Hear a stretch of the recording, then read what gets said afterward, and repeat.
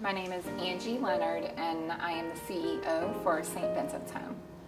St. Vincent's Home is a nonprofit organization that runs many different programs, one being the Blue Ridge Autism and Achievement Centers, which are special ed day schools for kids with learning disabilities.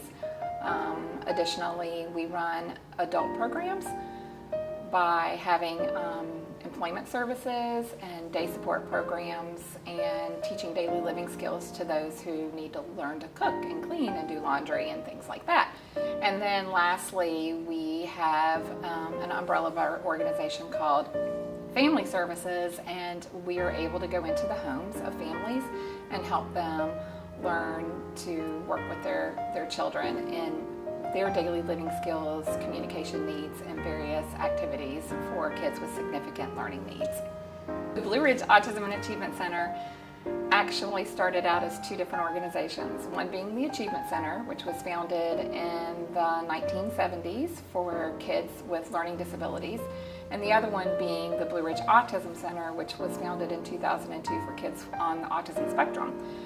In 2009, we merged those two programs together to become the Blue Ridge Autism and Achievement Center, where we serve kids with a variety of learning needs from autism to Down syndrome, learning disabilities, and we work with them to not only learn academics, but also learn social skills and learn to care for themselves and fix their own meals and just basically grow up to be productive members of society.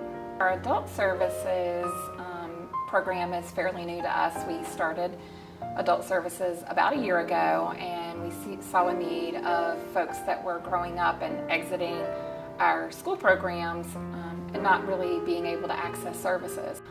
So we opened Katie's Place down on First Street, which they take care of this house for half a day, and then half a day they actually go out into the community and volunteer in local nonprofits and learn their job skills.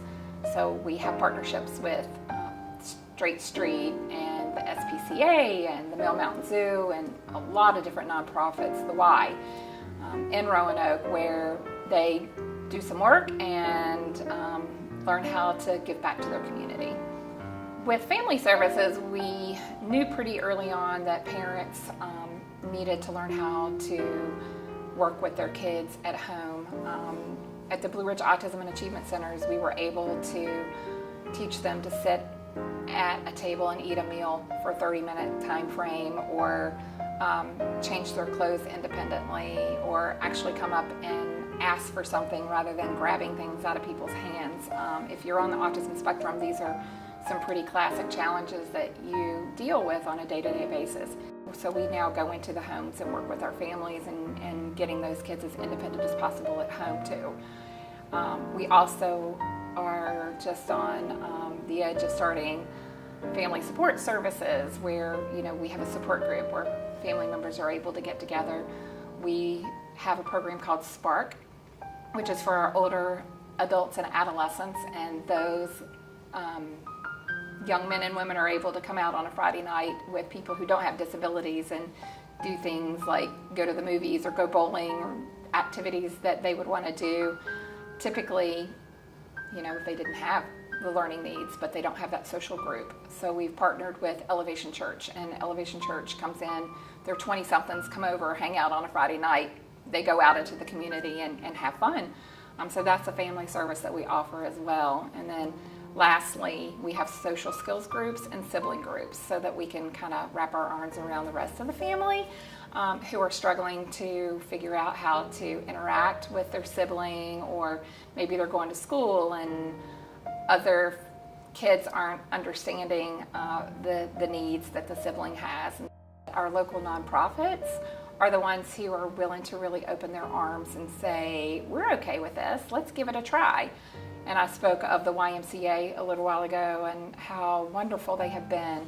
They say, we've got plenty of activities here that would build job skills with a young man or woman that wants to learn how to work.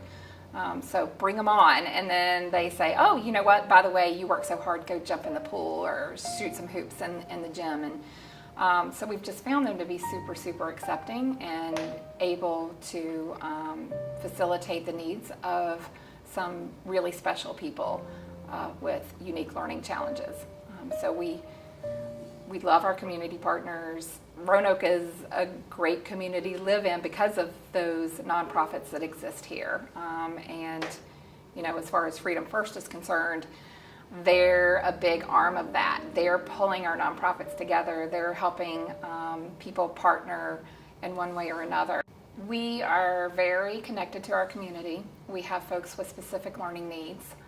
They're not always accepted in the general community, so we actually seek out organizations and nonprofits in the Roanoke Valley who open their arms and say, we're not worried about those differences, or if we are worried, we'll figure out a way to work with them. We want them to have the same opportunities that anyone else would have.